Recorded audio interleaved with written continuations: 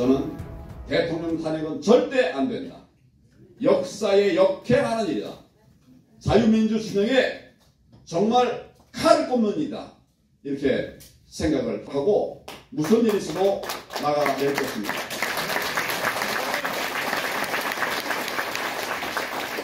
자유대한민국을 세워낼 것입니다. 여러분 감사합니다.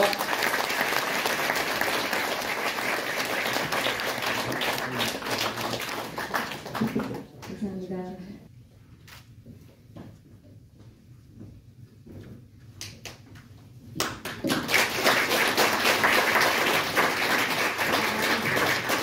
지금 시간이 좀 많이 가서요. 지금 이은호 박사님 소개를 드렸기 때문에 일단 먼저 강연을 듣고 그리고 플로우로 마이크를 보내서 질의응답을 듣는 그런 시간을 갖겠습니다. 오늘 이 자리에 너무 귀하신 분들이 많이 오셨어요. 김길재 총장도 계시고 민경 의원님도 계시고 한 분 한 분 다 소개하기에는 너무 많은 귀한 분들이 오셔서 특별히 축사를 다 못 듣는 것 좀 양해 부탁드립니다. 교수님 모시겠습니다.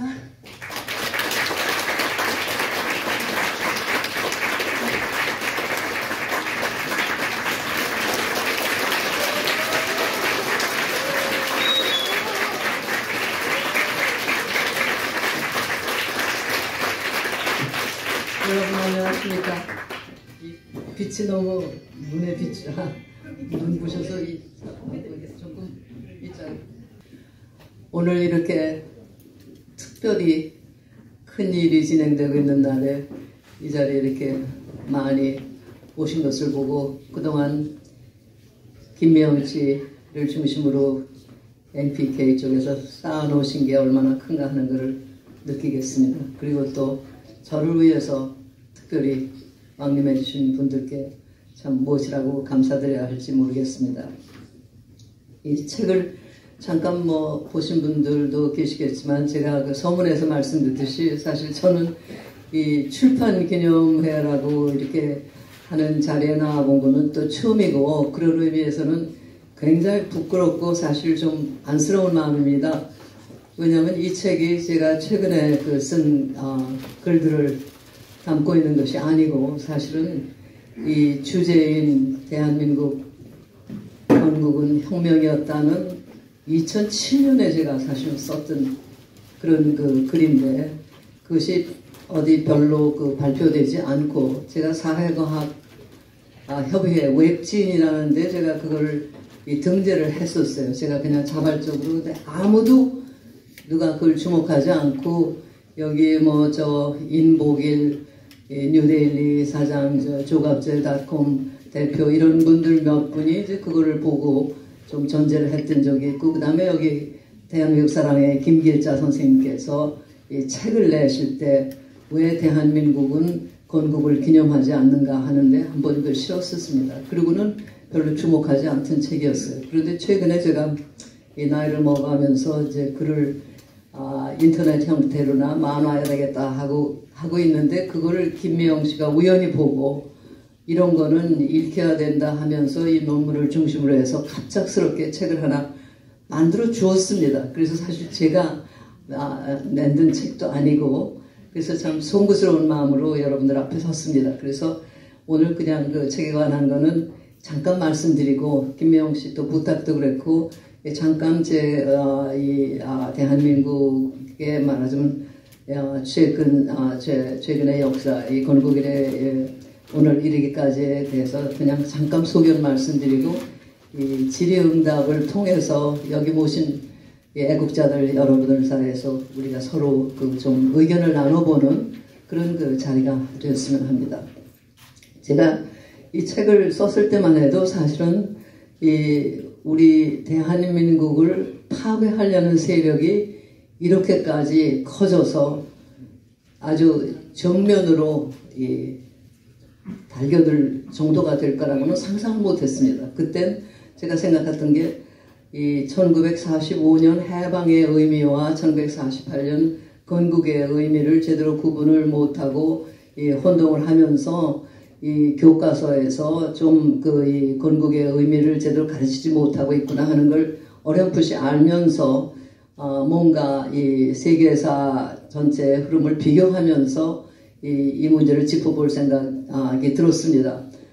제가 어렸을 때 꿈이 언젠가는 우리 역사를 한번 제대로 쓰는데 그러려면 세계사 배경을 제대로 알고 써야겠다 해서 제가 서양사를 공부를 하기 시작했던 거였거든요.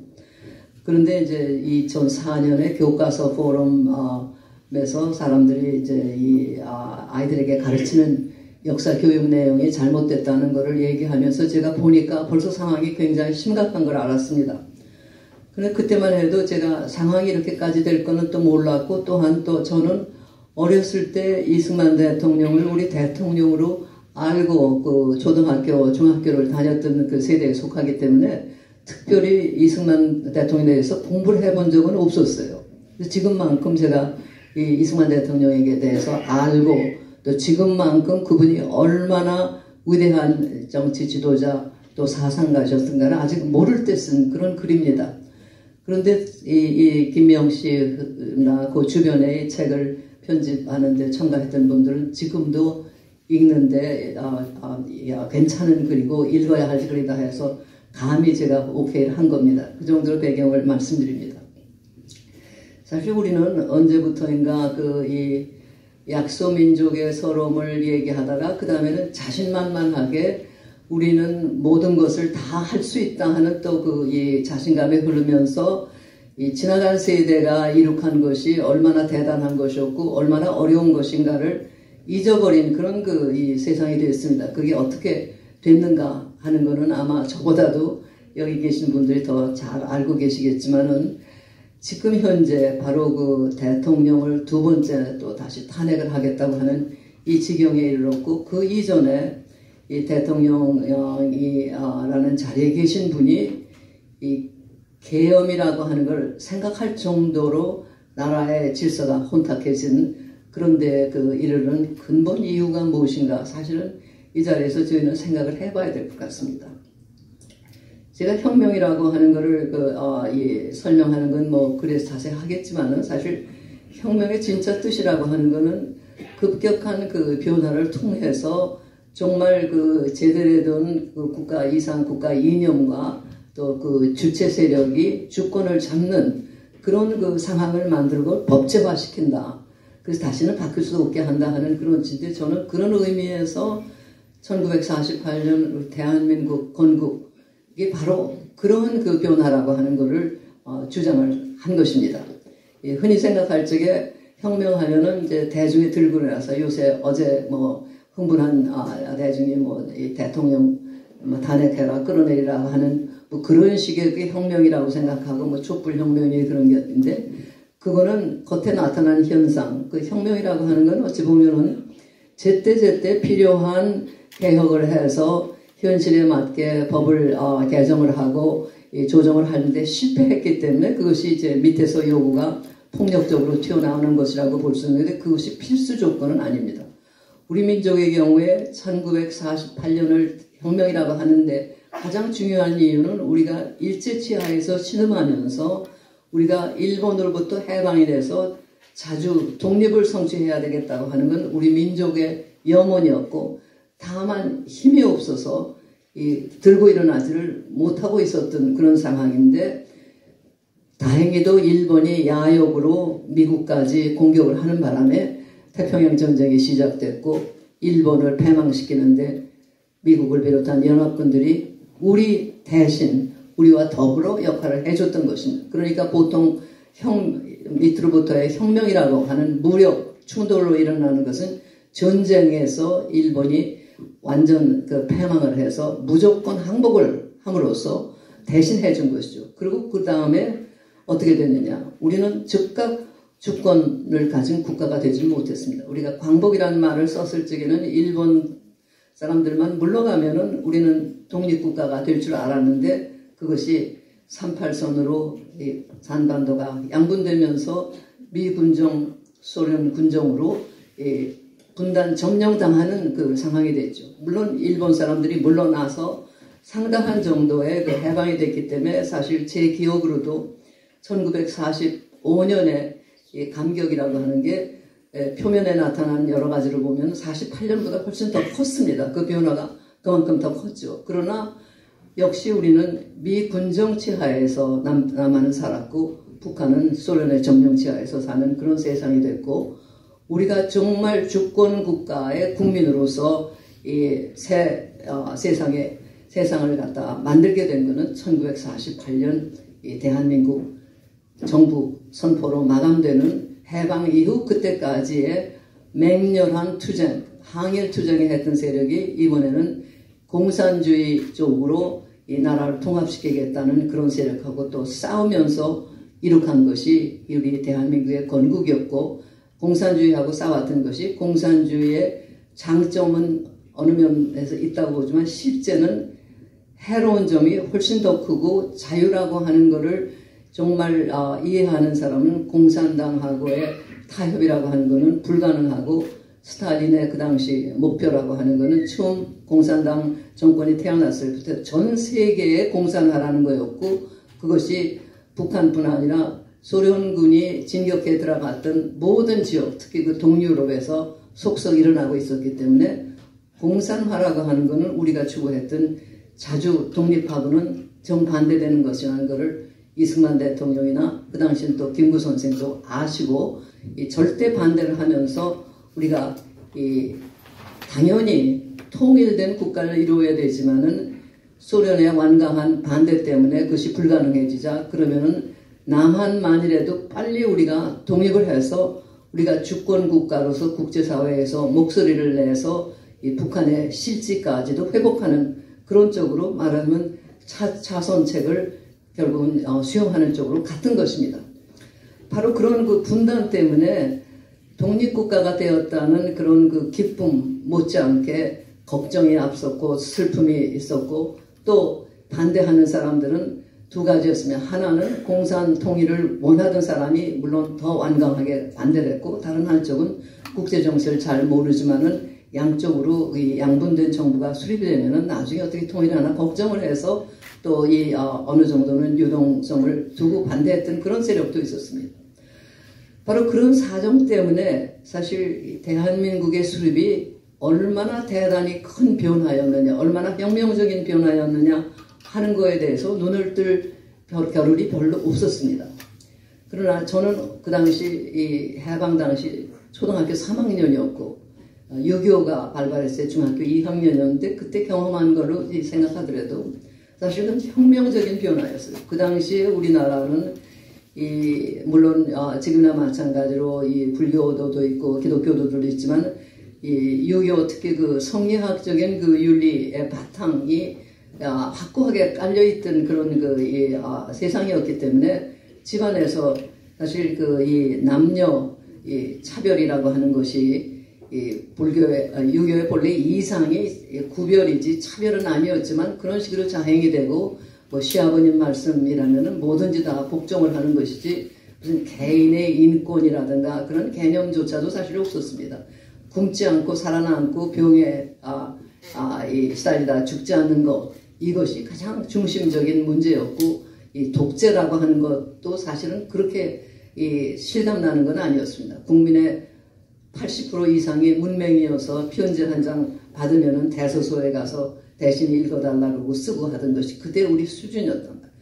그런데 그런 때에 우리가 국민이 최초로 역사상 최초로 스스로 투표장에 가서 투표를 해서 국회의원을 뽑고 국회의원들이 우리의 헌법을 만들고 또 대통령을 선출하고 해서 정부를 구성하는 이러한 일을 한 것이 바로 48년입니다.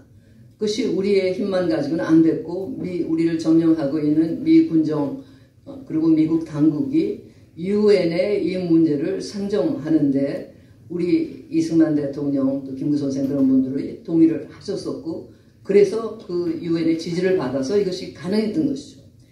이 유엔의 전 아는 2차 대전 때 일본, 독일, 이태리를 패망시키는데 미국, 영국, 프랑스, 소련이 손을 잡았었기 때문에 아직도 소련은 우호국가로 알고 소련하고 미국하고 서로 의논해서 한반도 문제를 해결하면 될 줄 알았는데 차츰 공산주의의 기본 목적이라는 건 전 세계 공산하기 때문에 그것이 불가능하다는 것이 드러났고 이승만 박사는 벌써 1923년 이 소련에서 혁명이 일어난 지 불과 5, 6년밖에 안 돼서 실험이 처음 시작되고 거기에 많은 굴지의 지도 지식인들이 기대를 걸 때부터 공산당은 이상은 좋지만 그 방법은 틀렸다 하고 처음부터 아셨던 분이에요. 그래서 2차 대전 이후에도 소련하고 손을 잡아서 히틀러, 무솔리니, 일본을 패망시킨 것은 좋은 일이었지만은 앞으로 공산화가 돼서는 안 된다는 걸 미국보다도 훨씬 먼저 알고 그를 주장하셨던 분이죠. 그래서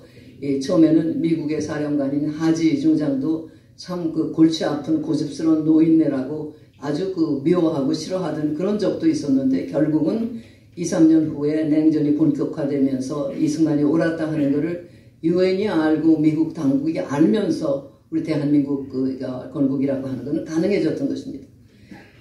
유엔의 결정대로 남북한에서 선거를 해서 인구 비례로 동시 선거를 했으면 그때 우리 분단은 극복되는 것입니다. 그때 기회를 놓친 것이 그 소련이 그거를 막을 만한 큰 힘을 가지고 있었고 당연히 소련이 괴뢰로 세웠던 김일성 정부가 그걸 막았기 때문에 한국까지 왔던 유엔 선거 감시단이 38선을 넘지 못하고 있는 사이에 그러면은 이승만 대통령께서 우리는 남쪽만이라도 빨리 기회가 있을 때 독립을 해서 우리 목소리를 국제사회에서 내야 된다. 그렇게 주장을 하셔서 이룩된 것이 대한민국 이 독립이고 그것이 쉽게 되는 건 아니었습니다. 그래서 사실은 해방 이후는 공산주의자들하고의 투쟁, 즉 그 반공투쟁이 옛날 항일운동에 계속된 연장선에서 국가를 수립하는데 필수적인 조건이었고 그것이 또한 그 민족 분열의 씨앗으로 오늘날까지도 남게 되는 것입니다. 즉 그것에부터 출발한 건 아니지만 북한을 장악하고 있던 그 소련은 이 남쪽에서는 공산당 조직을 통해 가지고 이 지하에서 공작을 하기 때문에 그렇게 해서 한반도 전체를 흡수하는 것이 선거를 통해서 이 적화시키는 것보다는 훨씬 자기들 입장에서는 믿을 만한 방법이었기 때문에 선거를 절대로 못하게 했던 거죠. 그렇게 해서 이룩된 바로 것이 대한민국이라고 하는 국채였습니다.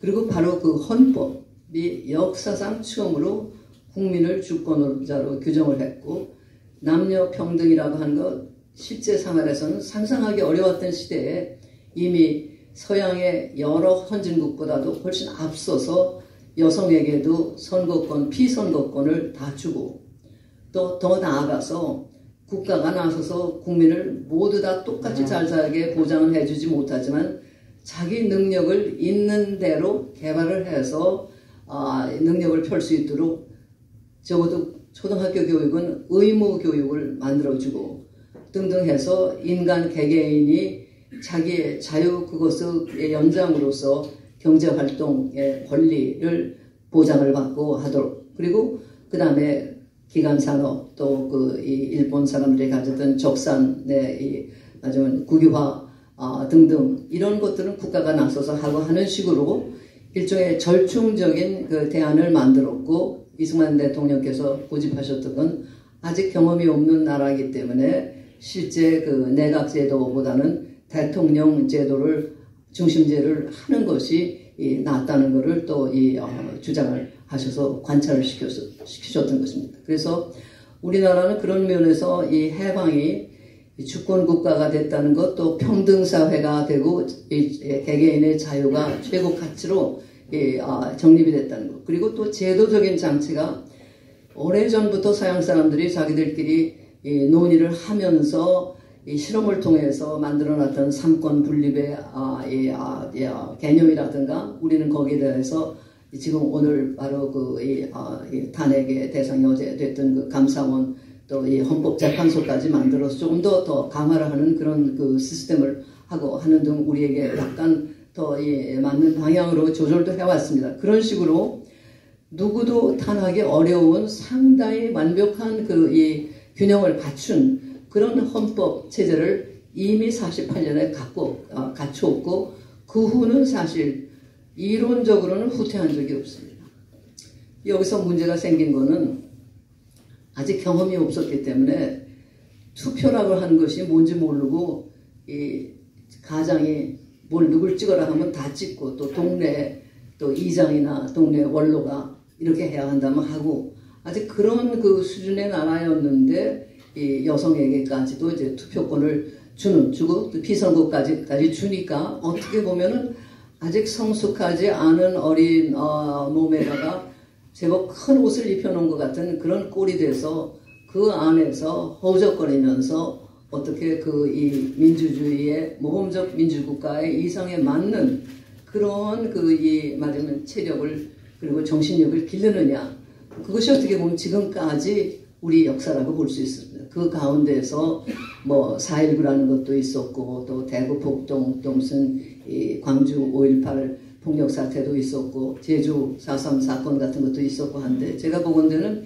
이 모든 것이 사실은 대한민국의 헌법에 명시된 그러한 그 이상 거기에 대해서 정면적으로 도전하는 건 한 번도 없었습니다. 그러니까 이 1948년 대한민국 건국이라고 하는 것이 지금까지 봐서는 유일하게 정말 의미 있고 그리고 그 이 지금까지는 적어도 오늘까지는 성공을 해온 혁명이고 절대로 실패해서는 안 되고 앞으로도 계속 발전을 해야 할 그러한 나라의 틀을 만든 것이라고 저는 주장하는 것입니다.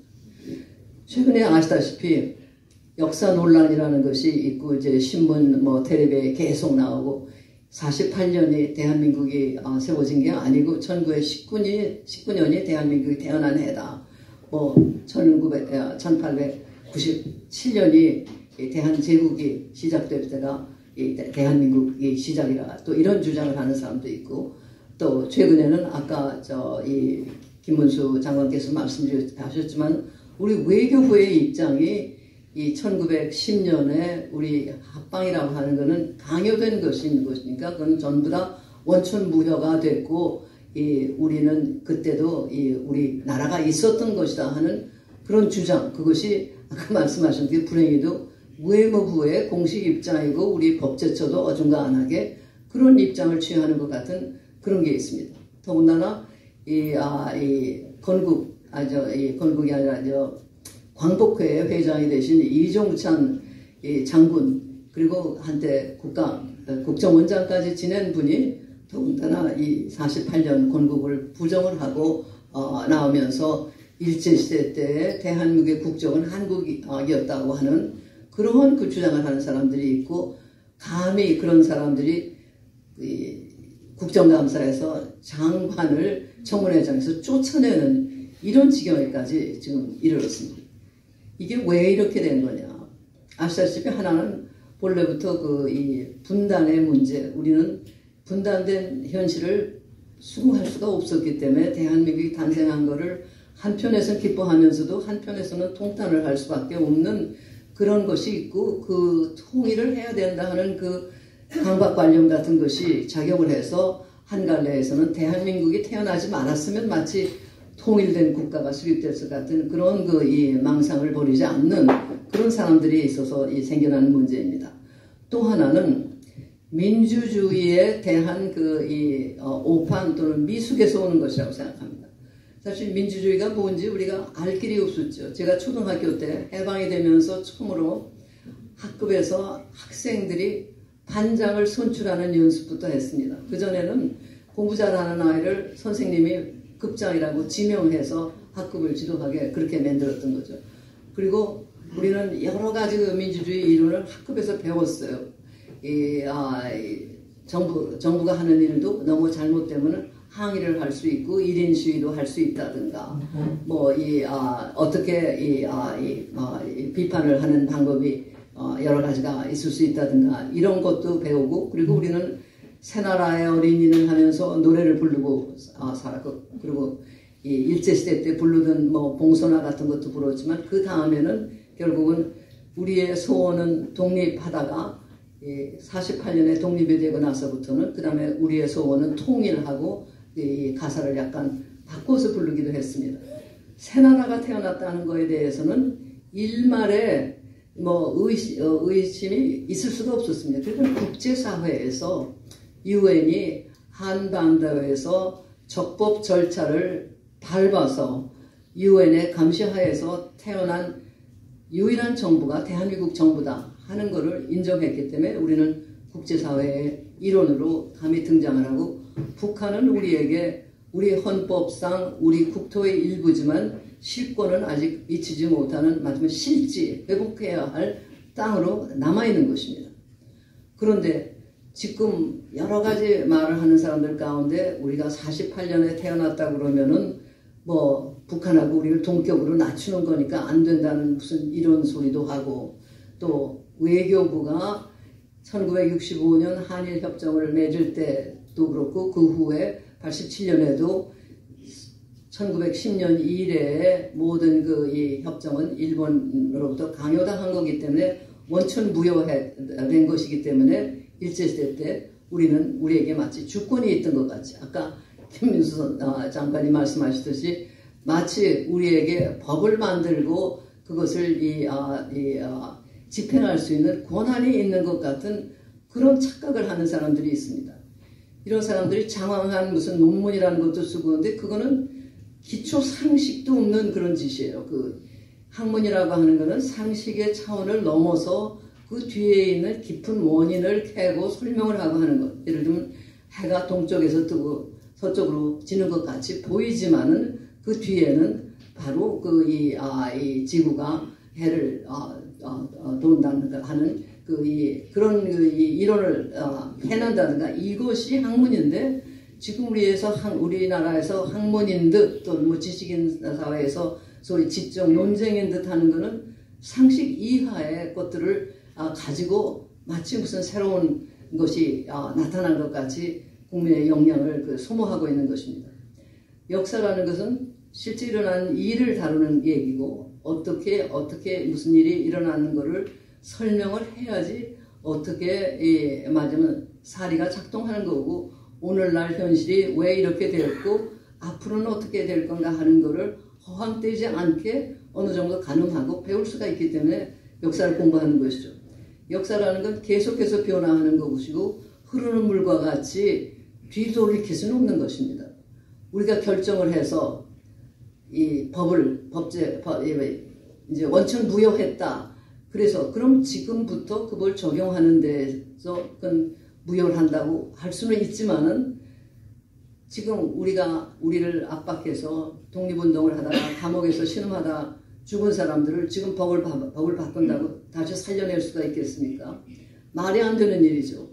우리나라 법이라고 하는 게 어느 정도 참 힘이 없었는가. 우리 하려면 상해에서 독립운동을 하던 시절에 안창호 선생 같은 분은 당연히 중국 국적을 얻을 수밖에 없었고 일본 국적을 얻기 싫으니까, 그러는데도 불구하고 일본의 영향력이 커지니까 이제 우리 독립운동가들이 쫓김을 당하다가 안 선생이 이제 체포가 되셨어요. 중국 사람들이 항의를 했습니다. 우리 국적을 가진 사람인데 너희들이 어떻게 하냐.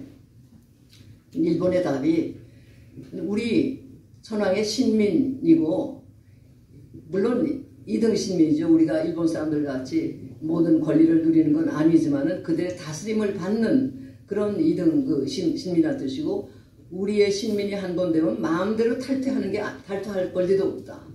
이런 것이 그 당시의 현실이었습니다. 그런데 우리가 일제시대 때 호적이 일본이냐 한국이냐, 우리 민족이라는 게 있었어요. 우리는 내가 전라도에서 태어났든지 서울서 태어났든지 그런 이 호적 등이라는 것이 있었고, 하지만 그것이 국적하고는 상관없는 얘기입니다. 차별의 근거가 오히려 되는 것이었고, 그리고 우리가 대한민국이 48년에 새나라로 독립을 했다고 주장하는 것이, 그것이 우리나라가 그날 하늘에서 떨어졌다는 얘기가 아니죠. 우리는 처음부터 개천절이라는 것을 기념했습니다. 우리 민족은 대대손손 이어져 왔었고, 우리 고려시대도 있었고 이시왕조 시대도 있었고 했지만은 그때 다른 국채에서 생활을 하다가 우리가 중국의 그늘에서 그나마 문화적인 독자성, 행정적인 독자성을 어느 정도 유지하고 있던 것마저 완전히 뺏긴 것이 1910년이고, 그때는 일본의 이 법체제 속으로 강제로 흡수당했던 거죠. 그래서 거기서 해방된 것이 45년이고 그 다음부터는 미국과 소련의 포고령치하에서 살다가 우리가 만든 법에서 법 아래에서 살게 된 것이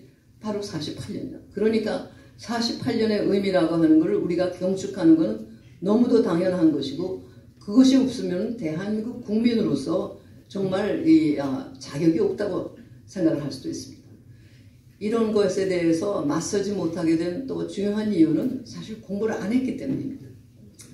아시다시피 이승만 대통령은 처음 그 국가 선포할 때부터 우리는 외국하고 활발하게 교류를 해서 먹을거리를 장만하고 살아야 된다 하는 걸 강조를 하셨고 하기 때문에 우리 어렸을 때만 해도 세계산이 세계 문화산이 그런 걸 상당히 많이 배웠는데 4.19가 있었고 4.19라고 하는 거 생각해 보세요. 사실 1948년에 만들어진 우리 헌법에 보장된 국민의 권리가 없으면 4.19 같은 학생 봉기라는 건 있을 수가 없었고 오히려 정부가 사과를 하고 대통령이 국민의 뜻에 맞춰서 물러나는 일이라는 게 있을 수 없는 것이죠. 4.19라고 하는 건 의거라고 하는 것이 맞는 말이었습니다. 마침 대한민국의 헌법적인 이상과 이념에 맞게 살지 못하고 부정부패, 부정선거가 있었다 하는 데 대해서 항의한 거니까 이승만 대통령은 젊은이들이 불의를 보고 한가하지 않으면 젊은이들이 아니다 하고 칭찬을 하셨어요. 그런 사람이 어떻게 독재가 되고 반민주적인 인물이겠습니까? 그런데 학생들의 입장에서 볼 적에는 의거라고 하면 뭔가 조금 부족한 것 같고 혁명하면은 한때 특히 이 박정희 정부의 이 긴 집권 기간 소위 이 군복을 벗고 대통령이 된 인물들 지하에서 살 때 그때 학생들이 구국 운동을 하는 식으로 이 민주화 운동이라고 하면서 그때 결국 정권을 타도하면 마치 새로운 세상에 태어날 것 같은 그런 환상에 사로잡혀 가지고 볼 때 의거보다는 혁명이 더 그럴듯한 것 같고 하니까 이제 거기에 혹한 데다가 더군다나 이 헌법적으로는 불법적인 방법으로 권력을 장악했던 군사 쿠데타로 권력을 잡은 박정희 대통령은 또 민정의 부실, 무능 이런 거를 지탄하면서 그것이 당신이 그 쿠데타를 한 하나의 명분이 되기 때문에 거기에 항거했던 4.19 세력하고 어느 정도는 또 야합이 필요하고 하는 바람에 또 그 혁명이라고 하는 말이 쓰이는데 적극 반대를 하지 않고 하는 과정에서 슬그머니 4.19 의거가 4.19 혁명으로 변했지만 사실은 4.19는 혁명이 아닌 거를 그 당시에 주동자였던 인물들 특히 그 이영일 선생님 같은 분들이 이제는 알고 다 그 인정을 하고 나오셨습니다. 즉 반대하는 혁명이라고 하는 기존 체제, 기존 주권 세력을 교체하겠다고 하는데 4.19는 전혀 그것이 아니었습니다. 그런데 이제 북한의 입장에서 보면은 이승만 대통령이 그렇게 쉽게 물러난다는 건 전혀 상상을 못했어요. 그 당시에 이 북한 주재 소련 대사의 비망록을 보면 이 4.19가 터지자마자 사회주의 문화권의 대사들 모아놓고 하루 브리핑을 했는데 이승만 대통령이 물러난 것에 대해서 가장 놀란 사람이 김일성이었던 것 같습니다. 학생들의 항거로 저렇게 쉽게 이승만이 무너진다고 하는 것을 알면서 정책 기조를 바꿨다는 게 그런 자료를 보면 다 나옵니다. 즉 빨치산 운동을 통해서 체제를 전복하려고 하던 것이 오히려 이런 학생운동, 민주화운동을 이용하면 훨씬 더 빠르겠다 하는 걸 알고 그 다음부터 우리의 순수한 민주화 운동 속으로 저쪽에 첩자들이 스며들어가서 우리가 원하는 것을 도와주는 척하면서 사실은 대한민국을 전복하려고 하는 그러한 이 계획을 착착 진행시키고 제주 때는 물론 대한민국 세우는데 반대하는 세력이 김달삼을 중심으로 해서 제주가 53년, 4년까지 대한민국 일부가 되지 못하던 그런 세력이 있었고 이런 것이 끊임없이 있었는데 박정희 대통령이 시해당하고 권력 공백기가 생겼을 때 북한이 그 기간을 이용하지 않는다는 것은 그건 있을 수 없는 얘기죠. 어떤 전라도 젊은이가 얘기했듯이 만약에 그렇다면 그건 김일성의 직무유기를 한 것 같을 거다. 공공하게 천명한 것이 대한민국 전복이었는데 바로 그때 학생 데모가 고조에 달한 것을 이용을 해서 결국은 그 기회에 대한민국을 전복시키려고 했었는데 계엄령 선포로 그것이 이제 좌절되자 결국은 광주로 집결해서 광주가 희생을 당하게 됐던 것이라고 저는 그렇게 봅니다. 물론 그 안에는 역사적인 현상에는 여러 가지가 복합적으로 작용하게 있기 때문에 순수한 의미에서 김대중, 석방 뭐 등등 해서 민주화 운동을 하겠다는 학생들도 있었고 또 어떤 개인적인 공헌을 풀려는 그런 사람들도 있었고 또 북한의 첩자들이 그러니까 복합적으로 작용하지만은 물밑에서 그거를 이용하는 반대한민국 세력이 있던 것은 분명하고 여러 가지 간접적, 직접적 증거를 볼 때 북한의 특수부대 훈련받은 사람들이 거기에 섞여 있었다는 것도 거의 다 이 사실로 지금은 드러났다고 봅니다. 그런데 그거를 민주화운동이라고 부르는 것까지도 어느 면에서는 국민통합을 위해서 달래기 위해서 괜찮다고 볼 수 있지만 그것을 헌법 전문에 넣는다. 그것은 대한민국에 대한 전면 도전이고 역사적인 사건을 법제화해서 특별법을 만들고 하는 건 이거는 반민주, 반상식 뭐라고 말을 할 수 없는 겁니다. 역사적인 사건에 대해서는 프랑스 혁명 같은 거에 대해서도 해석이 해를 지나면서 조금씩 달라지고 러시아 혁명 같은 거 거의 성역화되는 것이 이제는 아무도 그걸 거들떠보지 않는 그런 것이 되고 하는데 어떤 구체적인 사건을 헌법에 넣는다는 건 말이 안 되는 얘기예요. 우리 재헌헌법에 보면은 이 3.1운동의 독립 정신을 이어서라고 그랬지 법통이니 뭐 그런 말이 있지가 않습니다. 그 3.1운동이야말로 그건 우리가 거적적으로 한국 사람이라면 우리 피를 나눈 사람은 누구도 반대하지 않는 그런 합치된 그런 그 항일 정신을 담은 운동이었기 때문에 그 정신을 본받는다는 게 하나 들어갔을 뿐이지 그 사건 자체를 갖다가 한 거는 아니거든요. 그러니까 모든 헌법에 그런 구체적인 역사적인 사건을 담을 수는 없고 이 역사적 진리라고 하는 건 계속 진실을 추구하는 노력을 하지만은 이 새로운 사실이 또 드러나고 또 관점이 달라지는 게 따라서 해석이 조금씩 또 달라질 수가 있어요. 예를 들면 우리가 프랑스 혁명은 절대적으로 봤지만 이제는 프랑스 역사학자들 가운데서도 그런 식의 혁명적인 폭력 사건이 아니었다면 오히려 프랑스가 비슷한 길로 덜 정력을 소모하고 같은 정도의 속도로 변화할 수도 있었지 않겠느냐. 혁명이라고 하는 말을 썼다가 나중에 보면은 그것이 그것만이 아니었다. 가령 예를 들면 우리가 산업화 세력, 혁명 세력, 민주화 세력 하지만은 그게 굉장히 애매하고 그 이 정당화가 확실히 되기는 어려운 도식입니다. 가령 노동자들이 열심히 한 사람들을 그 사람들을 민주화 세력이라고 그러겠어요? 산업화 세력이라고 그러겠어요? 이 결국은 경제적인 토대가 어느 정도 생기고 먹을 것이 굶어 죽고 얼어 죽지는 않을 지경이 돼야지 그 다음에 또 기본권도 얘기하고 또 이 보편적인 진리도 얘기하고 하지 사람이 결국은 너무 지나치게 곤궁하고 압박을 받고 있을 적엔 일어날 기력도 없는 거거든요. 그러니까 그런 모든 것이 같이 복합적으로 작용하면서 역사라는 건 발전도 하고 후퇴도 하는데 결국은 관건이 있습니다.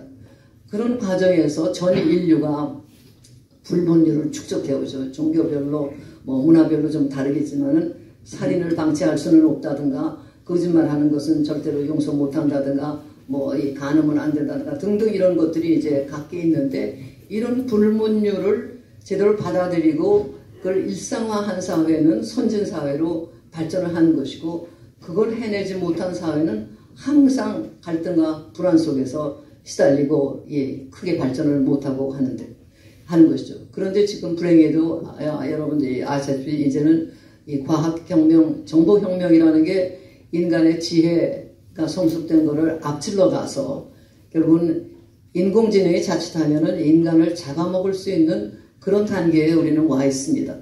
선거라고 하는 것도 그건 뭐 민주주의의 기본이고 그게 무너지면 안 되는데 우리나라에서 그것이 무너지고 있다는 증거가 너무도 여러 가지 나오지만 거기 더해서 인간의 마음을 결국은 매스컴을 통해서 또는 심지어는 이 인공지능을 통해서 교란시켜가지고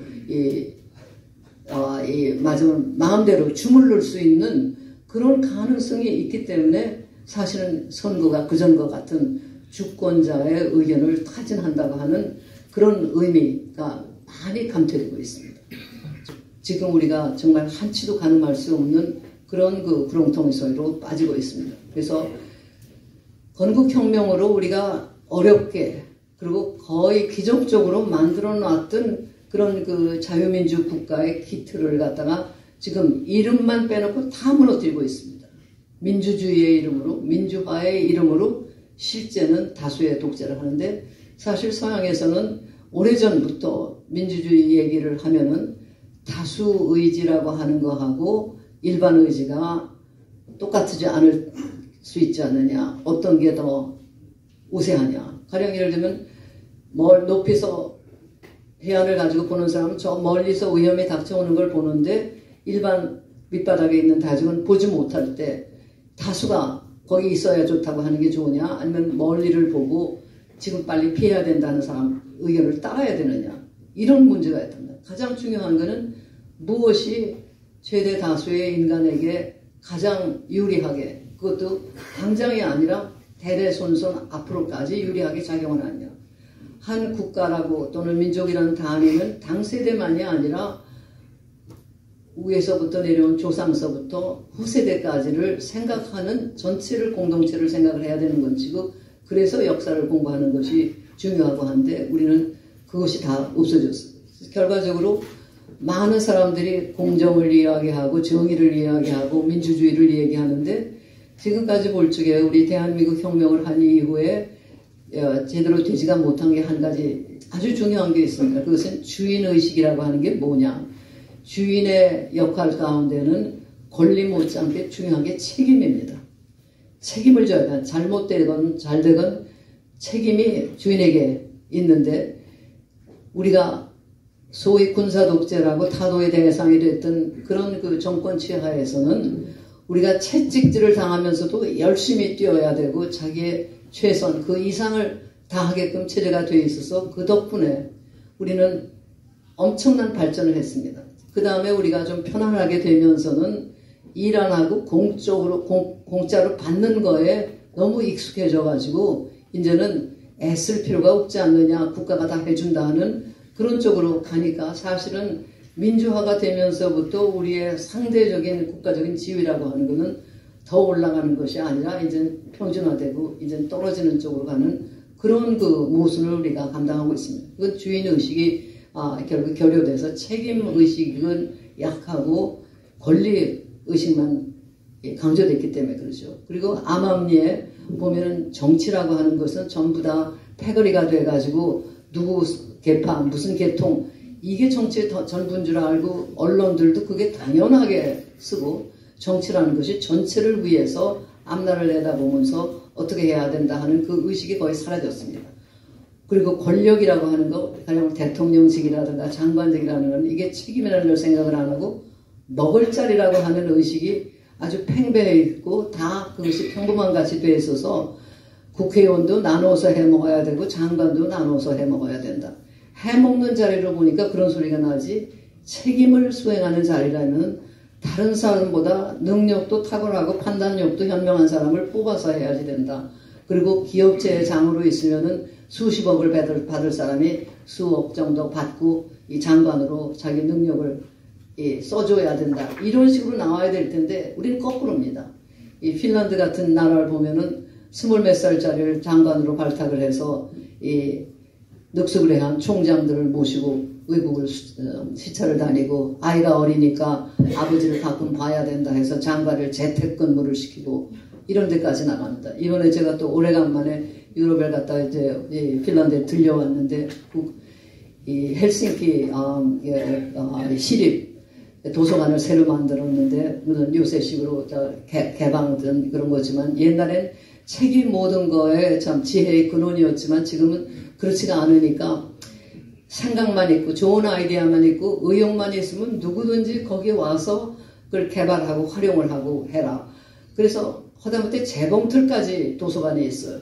이 프린터도 있고 집에 없는 이 장치가 그런 있으면 도서관에 와서 하고 큰 프린트 같은 거 하려면 거기 와서 해라.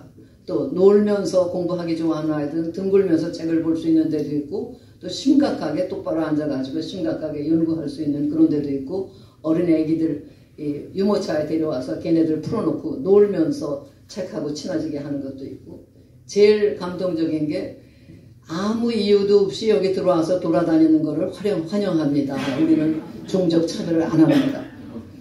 정말 이게 천국이지 다른 데가 아니냐. 미래에 대한 투자를 그렇게까지 하는 겁니다. 우리는 그동안 어떻게 지냈습니까? 윤석열 대통령이 참 얼마나 절박했으면은 어저께 그런 그 개념이랑 그렇게 이 선포를 하셨다가 그 다음에 해제를 했는데 이 폭력이라고 하는 게 여러 가지 형태가 있죠. 이 물리력만이 폭력이 아니고 이 합리적인 대화를 통해서 해결하지 못한 그런 궁지로 사람을 몰아넣으면은 그야말로 그것 자체가 폭력이고 폭력을 부르는 것입니다. 지금 우리의 정치라는 것이 바로 그 꼴이 돼서 대통령의 특활비를 일전도 안 남기고 다 삭감을 하는 그런 상황에서 어떻게 행정부가 작동을 하겠습니까? 이런 식으로 몰아가는 데서 얼마나 절박하면은 저런 식으로 이게 나온다. 그러나 민주주의 국가, 민주주의의 봄이라는 것이 바로 그런 데 있는 것이고 특히 외국에서 볼 적에는 물밑에서 얼마나 잘못된 일들이 돌아가고 있는 거는 그 사람들은 안 보입니다. 안 보이고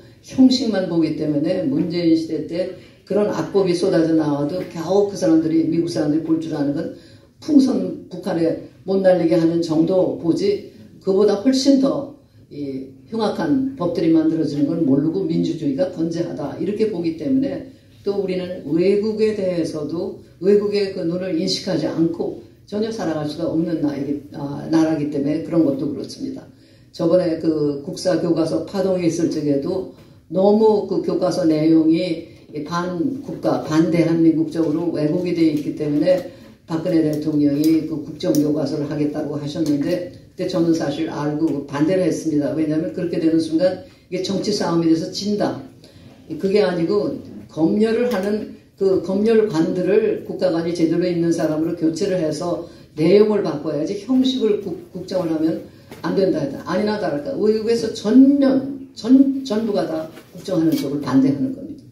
그런 상황을 전부 알아야 되는데 바로 그렇게 하려면은 역사, 문화 이런 쪽에 널리 공부를 해야 되는데 불행히도 여러분이 아시다시피 우리는 15년, 20년 동안 대학 세대가 공부를 안 하고 최루탄만 맞고 거리에서 뛰었기 때문에 무식의 공백이라고 하는 것이 굉장히 커졌습니다.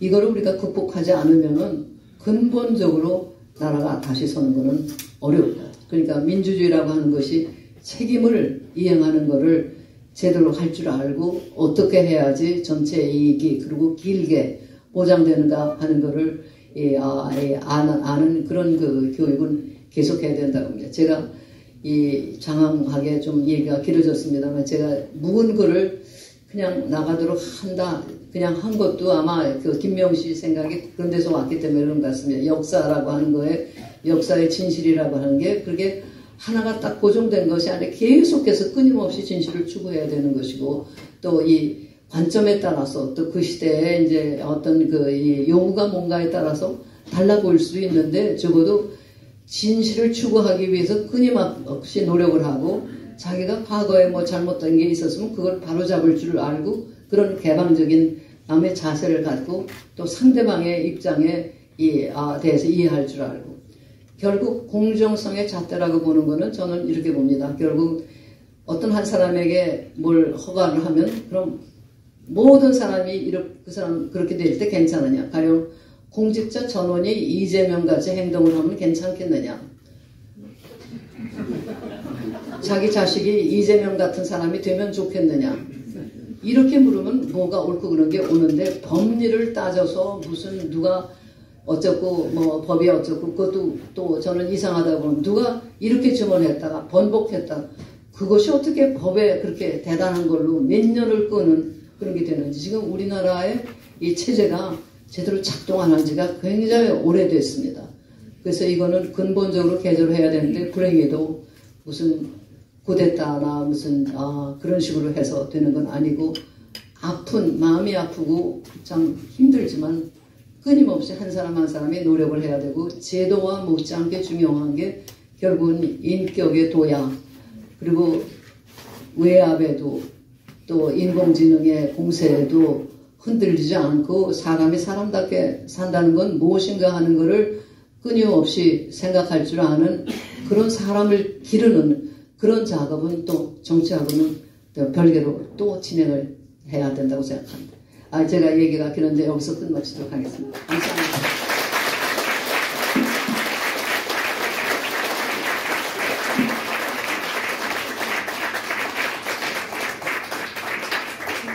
들어가서 나는 웬만한 뭐 예측하 책이니 뭐니 다 읽어도 좋다고 근데 그게 다 검서로 올라가든지 내가 내쫓겼죠. 그래서 나중에 하도 답답해서 검서 목록 좀 보자 그랬더니 검서 목록이 대외비라고 그러더라고요. 이런 정말 웃기지 못한 일이 벌어지고 그래서 바로 그 공산주의에 대해서 관심이 있을 수밖에 없는데 질문의 초점이 뭐였던가 내가 잠깐 여성에게 선거권 준 걸 어떻게 생각해요? 유학하셨는데 네? 여성에게 선거권을 준 걸 어떻게 생각하셨는지 그런데 바로 실제로 인간에 대한 배려가 굉장히 있으신 분이 돼서 내가 아주 어렸을 때는 저희 서울 근교 부가현동에 증조 할머니 네 분, 우리 어머니, 우리들 그리고 작은 아버지 이렇게 해서 네 대가족이 살다가 그게 이제 우리 어머니한테 너무 부담이 된다고 해서 성균관에 들어가실 때 할아버지는 이 관사로 들어가시고 거기 옆에 집에 조그만 걸 2개를 만들어서 우리가 증조 할머니 모시고 살고 이 작은 아버지 내외 독립을 하시고 하니까 유교 질서의 그 남녀 유별이니 이 삼강오륜이랄까 이런 거를 굉장히 그 실천으로 많이 옮기신 분인데 차별은 안 하셨어요. 그 중요한 이해가 내 이름이 인호라고 하는 거가 호자가 우리 항렬인데 인자가 인이예지신의 맞글씨거든요. 근데 내가 여자인데 차별을 안 하고 그 글씨를 주신 거란 말이에요. 그러니까 내가 남자 팔자같이 사는 그런 거 아닌가 싶은데 그리고 내가 공부를 소위 잘하는 학생이라는 거 굉장히 격려하시고 나한테 미국 갈 때 그 써주신 글이 세상이 칭찬을 한다고 그걸 믿고 거기에 안주하면은 그거는 결국은 먼지밖에 안 되는 거고 뭐 이런 식의 책은담에서 글을 뽑아서 주실 것 같거든요. 그러니까 여자라고 차별을 안 하신 거예요. 그러나 이제 집안의 풍속 같은 거는 아주 그 전통적인 유교적인 거서 어른들이 말씀하시면은 네 하는 거지 거기에 뭐 항의를 하는 법 없었고 또 증조 할머님을 모시고 있으니까 할아버지 형제분은 매일 아침에 문안을 오셨거든요. 그리고 또 우리가 공부가 아무리 바빠도 증조 할머니가 92살까지 사셨어요. 그 당시에 80대면 아주 노인이시라고 해서 아무리 바빠도 1시간은 할머니하고 놀아드려야지 되는 의무가 있었고 뭐 그런 식으로 운영을 하셨습니다. 그러니까 그런 면에서 무슨 남녀 차별이니 뭐 이런 거 같은 것도 결국은 인간에 대한 배려를 중심으로 하면은 그 신분의 차이라든가 뭐 이 빈부의 차이 같은 것도 그렇게 혹독하게 다가오지 않을 수가 있거든요. 그 처지에. 그게 좋다는 게 아니라 차츰차츰 그걸 해소를 해야지. 가령 돈이 있고 뭐 똑똑하고 한 사람들은 자기들 나름대로 그걸 유지하려고 최선의 다 노력을 할 텐데 또 아래 깔린 사람들도 그것도 할 거 아니에요. 전체가 차츰차츰 이렇게 같이 올라가면서 대등하게 또는 그 인간 대 인간으로 대등하게 되면 그게 바람직한 거지 갑작스럽게 이 앞뒤가 바뀐다든가 이렇게를 바라면 그 혁명이거든요. 근데 그게 그럼 혁명이 그렇게 되었을 때 그 혁명이 그대로 있는 그럼 혁명이 또 일어나고 또 일어나고 이런 거니까 사실 선순환이라는 건 점점 더 좋은 방향으로 순환을 하는 그런 거. 그래서 우리 그 유교의 이 원리랄까 하는 거를 우리 할아버지 어른들 통해서 익히면은 보통 생각하는 그런 차별을 정당하는 것 같은 건 아니라고 봐요. 그러니까 어른들을 모시는 거는 아랫사람이 어른을 모시는 거지 어른이 이렇게 해라고 해서 되는 게 아니고 가령 그 어른은 애들한테 늘 객투를 베풀고 하면은 중간 세대가 윗 어른들한테 하는 걸 보고 제일 아래 세대는 그걸 모범으로 배우고 하는데 지금은 그 대가족 구조가 없어지니까 그게 자동적으로 되지 않고 부모와 자식 관계도 너 내 나가 되기 때문에 그런 것이 이게 안 되지 않느냐. 그래서 민주주의 무슨 그 이 평등 이런 것이 이렇게 추상적으로 되다 보면은 역작용이 굉장히 커질 수가 있어요. 구체적으로 해야 된다고 봅니다. 그래서 오늘도 신문에가 누가 글을 썼는데 무슨 옛날 주인집 아들이 거지같이 돼가지고 무슨 저 혼인에 와서 10,000원인가를 주고 가서 그게 눈에 살인다고 누가 어떤 사람이 뭐 그런 글을 썼는데 그게 결국 인정이라고 하는 게 그 이 어떤 이 사회 계급적인 적대 관계라든가 무슨 그런 거보다는 더 중요한 것 같아요. 사실은 전 그 우리 할아버지는 그런 식의 저 사상을 가지셨던 것 같아요. 정말 나는 강의를 늘 하지만은 이렇게 이런 작은 그룹에서는 얘기를 해도 대중 앞에 서면 굉장히 당황하는데 그분은 정말 이게 군인의 부인이었다가 그냥 그 비행기에 올라타면서 전수계 세계 이게 이목을 받고 하는데 우연하게 잘 하셨길래 내가 참 그 어려웠지 않겠냐 했더니 그분이 말씀이 내가 참 뭘 알겠느냐. 그런데 누구한테 좀 의논을 하고 나면 그 역작용이 너무 나기 때문에 그럴 수도 없고 참 그 고통스럽다고 그런 이 말씀을 하시던 그런 기억이 납니다. 그러니까 그 대통령의 자리라는 게 참 쉽지 않은 거예요. 누가 돼도. 그래서 미국 사람들은 그걸 잘 알아요. 제가 그 학생 때 케네디 대통령이 암살당했는데 그 전까지 그 존슨 부통령에 대한 프레스는 아주 나빴어요. 그런데 제가 너무 놀란 게 그 사람이 이제 대통령이시게 된다 하니까는 언론의 어조가 확 바뀌는 겁니다. 그는 아부하기 위해서가 아니라 대통령이라고 하는 그 무거운 짐을 진 사람이니까 적어도 몇 달 동안은 일을 하게끔 협조해줘야 된다 하는 게 그게 돼 있는 거예요. 우린 그게 없어요. 윤석열이라는 사람이고 뭐 박근혜고 개인이 아니라 그 사람은 대한민국 전체를 말하자면 짊어지고 그 책임을 지는 사람이니까 국민이 도와서 나라 전체가 잘 돼야 되는데 그게 지금 우리 정치에는 싹 빠져 있어요. 참 그걸 굉장히 아프게 생각하는데 이 전재국 씨가 이렇게 계속해서 노력해 주시고 할게만 그 어머니가 또 다른 여러 남매들 중에서 큰아드님을 칭찬 많이 하신 것도 들었습니다.